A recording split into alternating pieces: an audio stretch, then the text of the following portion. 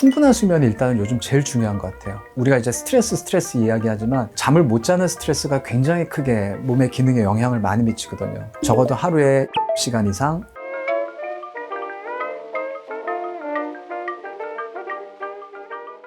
안녕하세요. 광동병원에서 어지럼증 진료를 하고 있는 한의사 고은상 원장입니다. 오늘 이제 자율신경 이상에 의한 어지럼증에 대해서 간단히 한번 설명을 해드려 보려고 합니다. 그럼요. 이 뇌 뒤쪽에 있는 이제 소뇌라고 하는 부분이 있어요. 근데 그 소뇌는 어지럼증과 관련이 많은 부분입니다. 우리 몸의 균형을 유지하고 페인 감각을 유지하고 우리의 동작을 원활하게 하고 또 눈의 움직임을 조절합니다. 그런데 자율신경 시스템을 통해서 소뇌에 적절하게 산소와 영양분이 공급되지 못하게 되면 소뇌 기능이 떨어지면서 어지러울 수 있어요. 머리로 올라가는 혈류가 굉장히 중요하잖아요. 머리 쪽으로 올라가는 혈류가 부족한지 여부를 탐지하는 센서가 이 경동맥에 있어요. 경동맥 압수용기, 바로리스터라고 그러는데, 혈압이 강해지게 되면 경동맥 압수용기가 올라가는 혈압의 정보를 뇌간에 있는 자율신경 센터가 있어요. 그쪽으로 보내서 너무 지금 혈압이 세, 그러면서 이제 심장에다 다시 신호를 보내서 그 혈압과 심박수를 낮춰주기도 하고. 그런데 만약에 이 목에 있는 수용기의 민감도가 떨어지거나 아니면 그 센서의 신호에 반응해서 그 심박수를 컨트롤하는 자율신경 센터의 기능에 이상이 있게 되면 순간순간 뇌가 허열 상태에 빠지면서 어지럼증을 느끼게 되죠.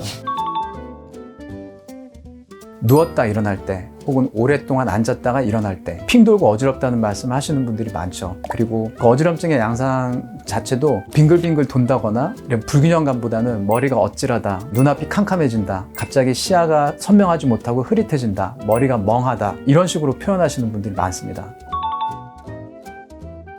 저희가 이제 간단하게 검사할 때는 3포지션 테스트라 그래서 혈압과 심박수를 누워서 재고, 앉아서 재고, 서서 재고, 그 다음에 혈압을 잴 때 숨을 크게 들이마시고 숨을 참고, 이게 이제 발사바 테스트라 그러거든요. 강한 심호흡으로 심장을 압박하면 순간적으로 혈압이 떨어집니다. 그 떨어진 상태가 지속되면 이 신호를 감지해서 다시 심박수를 적응해서 올려줘야 되거든요. 그 심박수와 혈압의 변화가 적절하게 일어나는지를 여러 가지 챌린지를 통해서 검사를 하고 평가를 할 수가 있습니다.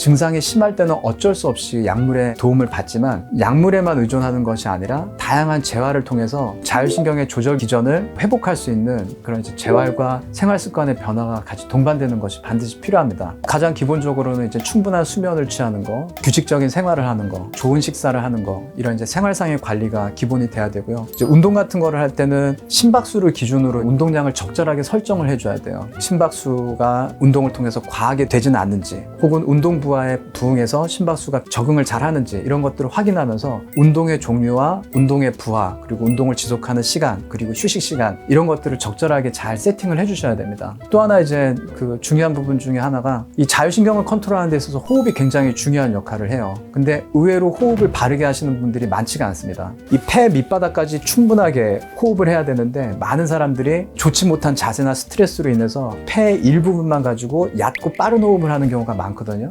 그런 것들이 이런 자율신경 이상이나 그 뇌로 올라가는 산소 공급에 문제를 초래하는 경우가 많아요. 그래서 바른 호흡을 위해서는 척추의 정렬이 반드시 이렇게 전제가 되셔야 됩니다. 그래서 체형적인 교정, 그 다음에 횡격막을 사용하는 바른 호흡, 이런 것들이 습관화가 될 수 있도록 지도받고 피드백받고 연습하는 것들이 필요해요. 또 하나, 경추의 정렬도 자율신경의 조절에 굉장히 중요한 역할을 합니다. 그래서 거북목이 심하거나 일자목이거나 목의 움직임이 지나치게 제한되어 있다든지, 이런 분들도 이제 만성적으로 교감신경이 항진되어 있고 자율신경 기능을 긴장 상태를 유지하는 원인이 됩니다. 그렇기 때문에 이런 걸 교정할 뿐만 아니라 환자분들이 그런 것들을 자극하고 일상생활에서 조절할 수 있도록 지도하고 재활하는 과정이 필요하죠. 네.